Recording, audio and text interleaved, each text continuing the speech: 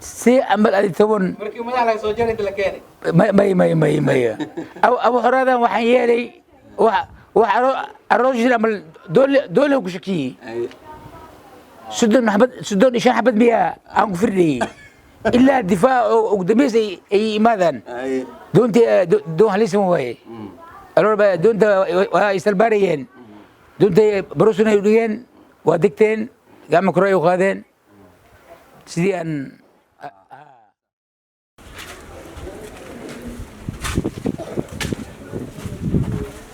hubka kaliya ee ay banaadirigu ku dagaalamaan wuxuu ahaa habaarka hase ahaatee hadda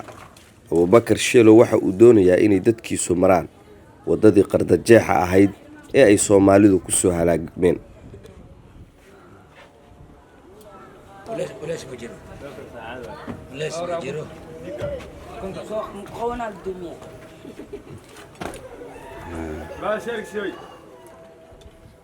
Abuubakar Sheelo waa ogtahay beelaha Soomaaliyeed beelo badan baa hubaysan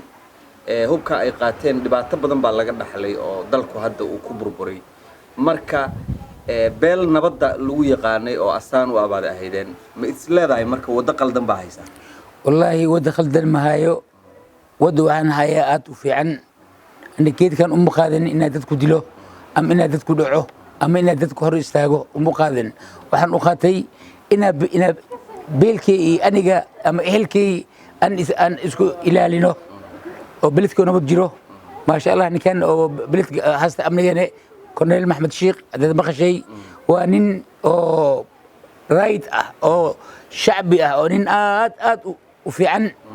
amniga markuu ninka sugay waa Maxamed Sheekh dad maqasheen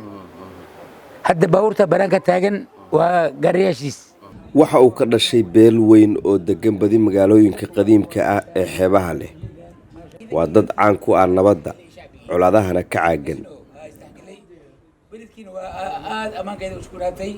shacbigii macnaha mar hore wuxuu jiray degan beeleed dadkii waa isfahmeen waa isdhexgelay waxa uu ku nool yahay magaalada Marka xaafadaha ay dadkiisu degaan isaga ayaa atoore iyo laadarba ka ah waxa uu habeen kasta dhinaca badda u ridaa sida uu ii sheegay rasaas badan kuwaasoo iskugu jira baraawo iyo dhoolatus bajihi buskudkii iyo baalbaalowgii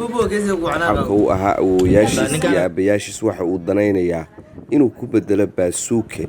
baroon iyo bunduqa garabka ugu jira markaan waxa waaye markii waxaan qaabilay ruuxiisa nafta garan سلام أي فيني سو سلام